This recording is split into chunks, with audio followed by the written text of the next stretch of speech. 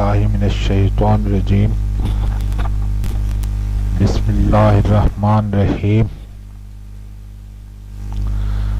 रब्बिश्शरह ली सदरी व यस्सिर ली अमरी वहलुल उक़दतम मिन लिसानी यफ़क़हू क़ौली। तर्जुमा: ऐ मेरे परवरदिगार, मेरा सीना खोल दे और मेरे काम को मेरे लिए आसान कर दे और मेरी ज़बान की गिरा सुलझा दे ताकि लोग मेरी बात समझ सकें। Dear students, I am Abdustar from Rise and Shine Public School Wakent, your chemistry teacher. In previous lectures, we completed our chapter number 5, that was states of matter. Today we have to start next chapter, chapter number 6, whose title is solutions.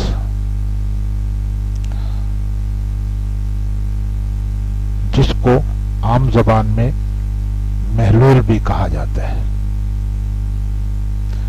प्यारे बच्चों, हम रोजाना की जिंदगी में मुख्तलिफ types के solutions इस्तेमाल करते हैं। फॉर एग्जाम्पल, हमें अपने आप को जिंदा रखने के लिए सबसे ज्यादा जिस चीज की जरूरत होती है वो है हवा। यहाँ एक कोटेशन इंग्लिश की याद आ गई। According to that quotation,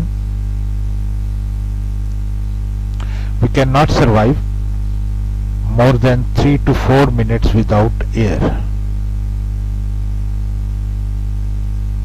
and we cannot survive more than 3 to 4 days without water, and the last part is, and we cannot survive more than 3 to 4 weeks without food.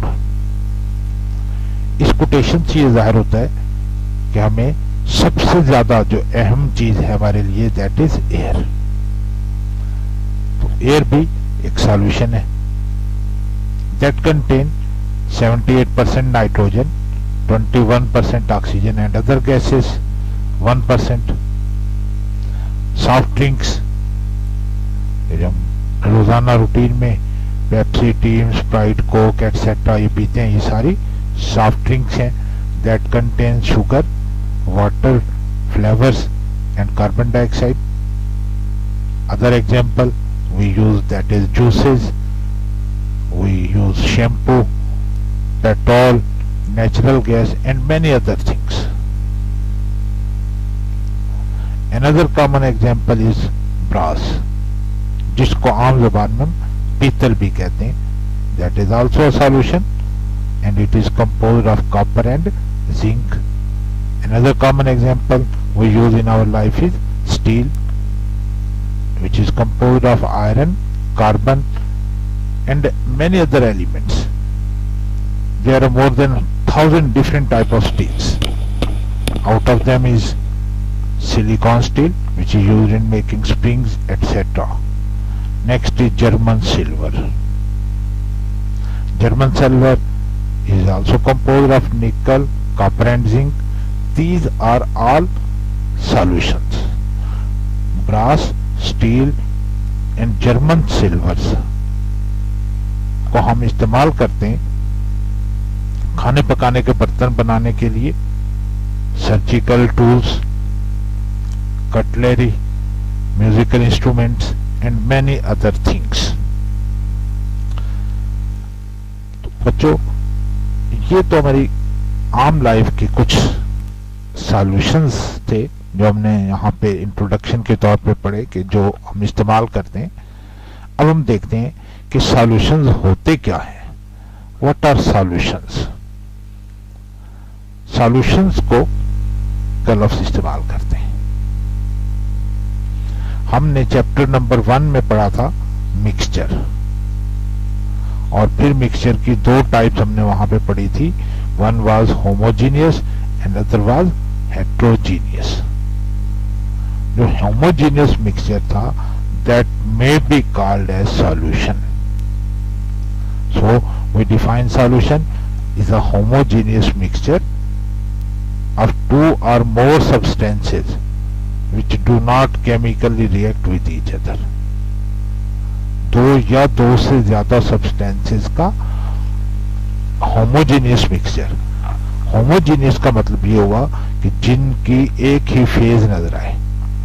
जैसे हम पानी में sugar add कर देते हैं, जैसे ये हमने शुगर ऐड कर दी, जब शुगर इसमें डिजॉल्व हो जाती है, हल हो जाती है, then we cannot see sugar separate, then it is a homogeneous mixture.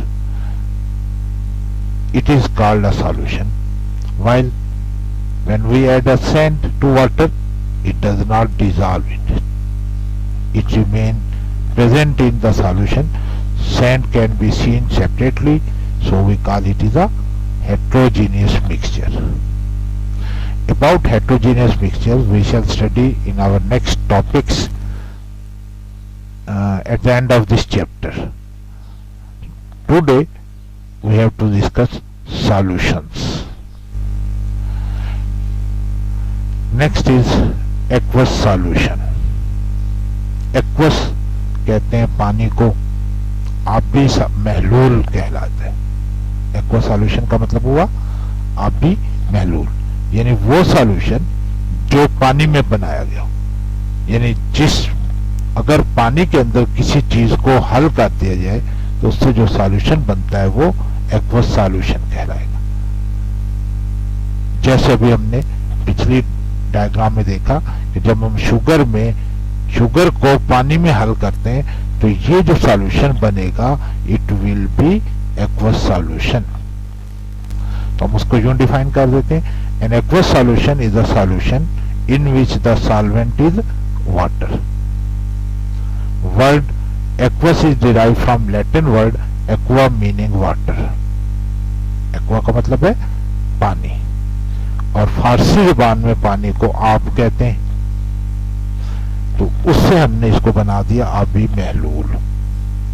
अब यहां पे एक डेफिनेशन आ गई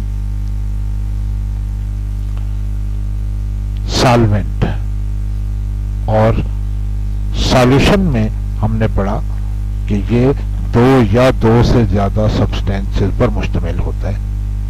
जैसे हमने फर्स्ट स्लाइड में यहां पे हमने पढ़ा था air, it contain nitrogen, oxygen and other gases. Soft drink we studied water, sugar, flavour, carbon dioxide. इन एग्जांपल्स में हमने ये पढ़ा कि दो या दो से ज्यादा चीजों को हमने मिक्स किया तो हमने सॉल्यूशन बना। अब उनमें से द सब्सटेंस और the minor component in A solution is called solute. Minor component यानी जिसकी मिकदार कम हो, सॉल्यूट को उर्दू में मुनहिल कहा जाता है, यानी हल होने वाली चीज, जो चीज हल हो। जैसे हमने अभी पीछे एग्जांपल में पढ़ा कि जब पानी के अंदर चीनी को हल करते हैं तो इसका मतलब ये हुआ वहां से हमने चीनी इसमें हल की, चीनी जो है वो सॉल्यूट है। या हम इसको यूं भी डिफाइन कर देते हैं, the substance that is present in lesser amount is called solute and other is solvent. The substance that is present in larger amount is called solvent. जैसे अभी हमने पीछे एग्जांपल देखी एयर की, जिसमें हमने ये पढ़ा कि एयर के अंदर 78% नाइट्रोजन है।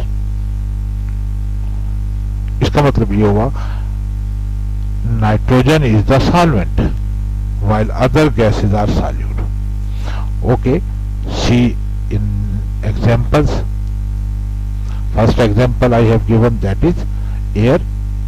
Air is a solution, as we have studied. First of all, in this nitrogen is 78%, oxygen 21%, and the other gases 1%. In air, nitrogen is present in larger amount, so it is a solvent, and oxygen along with other gases are in lesser amount.